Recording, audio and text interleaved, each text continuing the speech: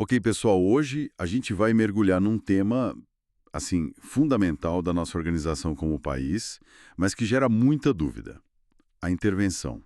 Parece algo drástico, né? E olha, é mesmo.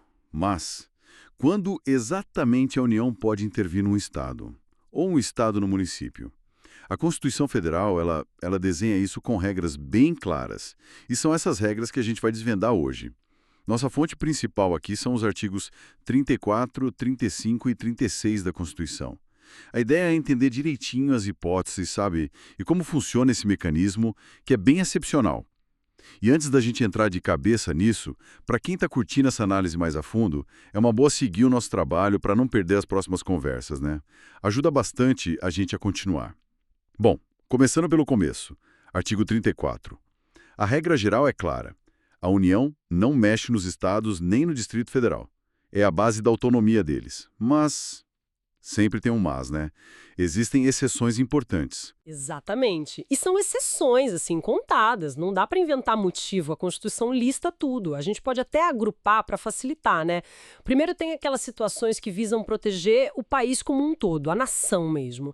Tipo, manter a integridade nacional, se defender de uma invasão, seja de fora ou até entre estados, ou quando a ordem pública está, sabe, gravemente comprometida. Entendi. Proteção da unidade e da paz interna, basicamente. Isso. Aí tem outro grupo de motivos mais ligado ao funcionamento das instituições. Por exemplo, garantir que os poderes lá no Estado, legislativo, executivo, judiciário, possam funcionar livremente, sem coação.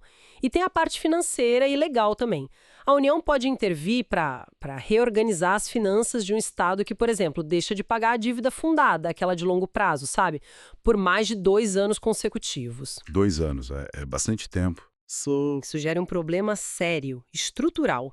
A não ser, claro, que seja por motivo de força maior, uma calamidade, algo assim. Ou também se o Estado não repassa o dinheiro dos impostos para os municípios nos prazos certinhos que a lei manda. Ah, então não é só dever para o governo federal, é dever com os municípios também. Exato.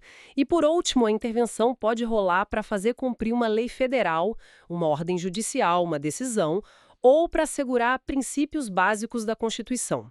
Aqui entram coisas como a forma republicana de governo, direitos humanos, autonomia dos municípios, a obrigação de prestar contas do dinheiro público e também aplicar um mínimo exigido em educação e saúde.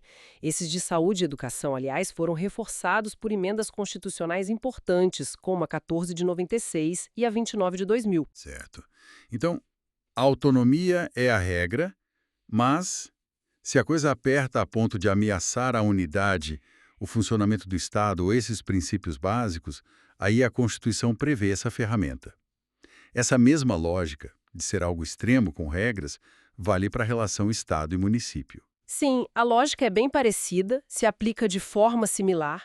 O artigo 35 cuida disso. Ele proíbe o Estado de intervir nos seus municípios. E a União também não intervém nos municípios que ficam em territórios federais, né? As exceções lembram as federais. Deixar de pagar a dívida fundada por mais de 2 anos consecutivos, de novo, salvo força maior. Não prestar as contas devidas. Não aplicar o mínimo em educação e saúde, que a emenda 29 também mexeu aqui. E tem uma específica, quando o Tribunal de Justiça do Estado determina a intervenção para assegurar princípios da Constituição Estadual ou para executar uma lei ou ordem judicial estadual. Entendi. As regras são claras. Mas quem efetivamente aperta o botão? Como é que se inicia um processo tão sério desse? Não pode ser algo decidido de qualquer jeito, imagino. De jeito nenhum. O controle é super importante. O artigo 36 explica que o processo muda conforme o caso. Por exemplo, se for para garantir o livre exercício de um poder que está sofrendo coação, lá no artigo 34, inciso 4, aí precisa de uma solicitação desse poder que está sendo coagido. Ou, se a coação for contra o Judiciário Estadual, precisa de uma requisição do Supremo Tribunal Federal, o STF. Solicitação ou requisição. Tem uma diferença aí, né? Requisição é mais impositivo, geralmente vindo do judiciário. Solicitação é um pedido, Agora, se for por desobediência a uma ordem judicial, o inciso 6 do 34, aí depende de requisição do tribunal que deu a ordem. Pode ser o STF, o STJ ou o TSE, dependendo do caso, e, naqueles casos de garantir princípios constitucionais, o inciso 7. Ou quando o Estado se recusa a cumprir lei federal. Aí o caminho é outro. Precisa que o Procurador-Geral da República apresente uma representação, tipo um pedido formal, ao STF. E o STF tem que concordar, tem que dar provimento. Ah, então passa pelo PGR e pelo STF nesses casos. Isso, e a emenda 45 de 2004 deixou claro que essa via da representação do PGR também vale para recusa em cumprir lei federal. Interessante esse sistema de freios e contrapesos, né? Diferentes órgãos precisam pedir ou autorizar. E depois que sai o decreto de intervenção, o que acontece? Como se controla para não virar, sei lá, um poder sem limites? O controle político é quase imediato. O decreto que determina a intervenção, lá no parágrafo 1º do artigo 36, tem que ser bem específico. Tem que dizer o alcance, o prazo, não pode ser para sempre, as condições e quem vai ser o interventor, se precisar nomeá-lo. E o mais importante, esse decreto tem que ser enviado para o Congresso Nacional ou para a Assembleia Legislativa do Estado em 24 horas. É muito rápido. 24 horas. Nossa. Pois é. E se o Legislativo não estiver funcionando, tem que convocar extraordinariamente nesse mesmo prazo de 24 horas. Isso mostra a gravidade e a necessidade de um aval político rápido, né? Faz todo sentido. É uma medida muito forte para não ter esse controle. Aí tem uma exceção importante nesse controle legislativo, tá no parágrafo 3º. Naqueles casos de intervenção para cumprir ordem judicial, artigo 34V e 7, ou aquela intervenção estadual que vem por decisão do TJ, artigo 35(4). Se for suficiente só suspender o ato que está causando o problema, aí não precisa passar pelo legislativo.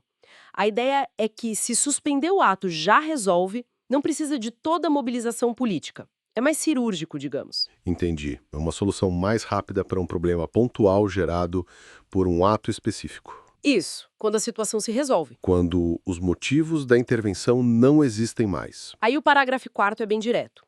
Acabaram os motivos que levaram à intervenção, as autoridades que foram afastadas voltam para os seus cargos. A regra é essa. A menos, claro, que exista algum outro impedimento legal para essa volta. Mas a ideia é restabelecer a normalidade. Então, resumindo bem, a intervenção não é uma ferramenta para ser usada a qualquer momento. É um recurso extremo da Constituição, cheio de travas, com motivos bem definidos e um processo de controle bem rigoroso. Tudo para equilibrar a necessidade de manter o país unido e as leis funcionando com a autonomia dos estados e municípios, certo? Perfeito. É fascinante ver como a Constituição tenta criar esse equilíbrio delicado. As regras buscam, sim, proteger a autonomia de cada ente da federação, mas, ao mesmo tempo, garantir que a nação funcione de forma coesa e que as leis e decisões judiciais sejam respeitadas.